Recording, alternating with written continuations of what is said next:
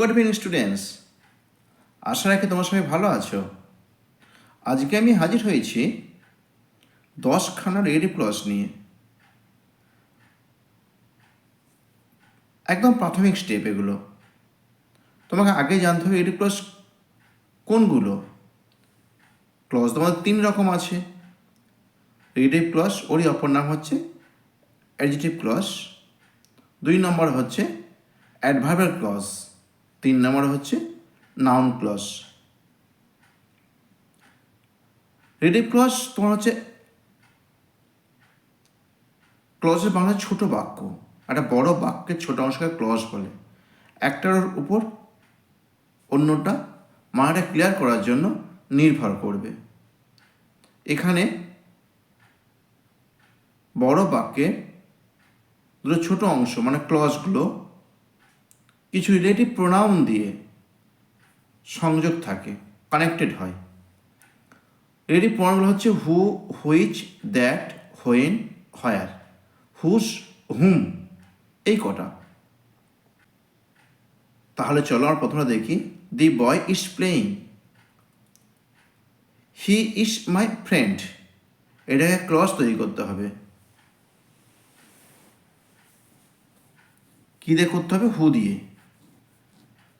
কেমন হবে দেখো, দি বয় ইজ প্লেয়িং একটা বাক্য।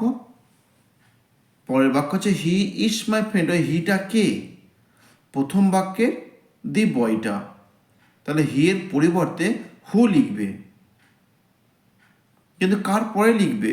এই হিটা যাকে বোঝায়, মানে প্রথম বাক্যে দি বয়, বয়ের পরে হবে। তাহলে অ্যান্সারটা কেমন হবে? The boy who is playing is my friend.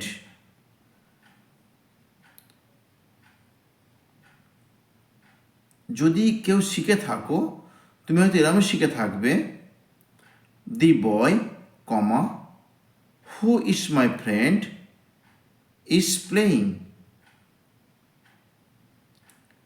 যদি কেউ আগে শিখে থাকো সেটা বাদই রেখে দাও না, এখন নতুনভাবে শেখো। তুমি একটুখানি শিখে গেলে বিভিন্ন রকমের করতে পারবে। এখন এক রকমের করার চেষ্টা করো, আগে শিখে নাও। তারপর 2 নম্বরটা দেখো। সমীর ওয়েন টু কানলা, he bought a pen. Samir কানলা গেল, সে কিনলো একটা পেন। ওই হি বলতে কে? দ্বিতীয় বাক্যের হি বলতে প্রথম বাক্যের সমীর, তাহলে হি এর পরিবর্তে হু লিখবে। কার পরে লিখবে? সমীরের পরে। সমীর হু ওয়েন টু কানলা বট এ পেন। 3 নম্বরটা দেখো। Sunil took the ball, he went to the playground. এটাও হু দিয়ে করতে হবে। Sunil who took the ball went to the playground. তারপর 4 নম্বরটা দেখো। The children were reading a poem, it was composed by R Tagore. এটা দ্যাট দিয়ে করতে হবে। The children were reading a poem, it was composed. এটা রচনা করা হয়েছিল। এটা বলতে কোনটা? প্রথম বাক্যের পোয়েমটা। তাহলে ইট বোঝাচ্ছে প্রথম বাক্যের পোয়েমকে। ইটের পরিবর্তে দ্যাট লিখবে, কিন্তু কার পরে লিখবে? প্রথম বাক্যে পোয়েমের পরে। অ্যান্সারটা কেমন হবে? The children were reading a poem that was composed by R Tagore. 5টা। The beggar was tired, he sat under a tree. এটা অ্যান্সারটা কেমন হবে? The beggar who was tired sat under a tree. 6টা। The father went to the kitchen, the mother was there. এই there বলতে কোথায়? দেয়ার স্থান। বাবা গেল রান্নাঘরে, মা ছিল সেখানে, সেখানে বলতে কোথায়? রান্নাঘরে। তো স্থান বোঝাচ্ছে, স্থান বোঝালে হয়ার হয়। দ্বিতীয় বাক্যে দেয়ারের পরিবর্তে হয়ার লিখবে, কিন্তু এই দেয়ারটা কাকে বোঝাচ্ছে? প্রথম বাক্যে কিচেনকে বোঝাচ্ছে, রান্নাঘরকে। তো রান্নাঘরের পরে হয়ার লিখবে। উত্তরটা কেমন হবে?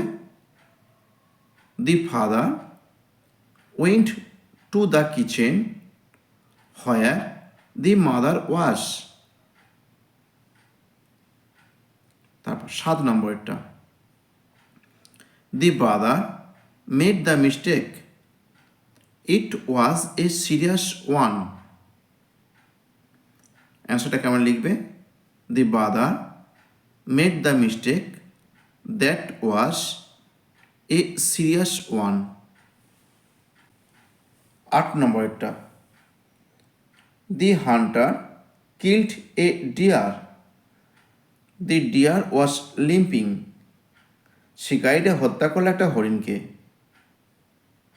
হরিণটা খোঁড়াইতে ছিল। তাহলে প্রথম বাক্যে এ ডিয়ারের পরে হুইচ লিখে দেবে। তাহলে অ্যান্সারটা কেমন লিখবে? The hunter killed a deer which was limping. 9 নম্বরটা, Soumen was carrying a load, he earned some money. অ্যান্সারটা কেমন হবে?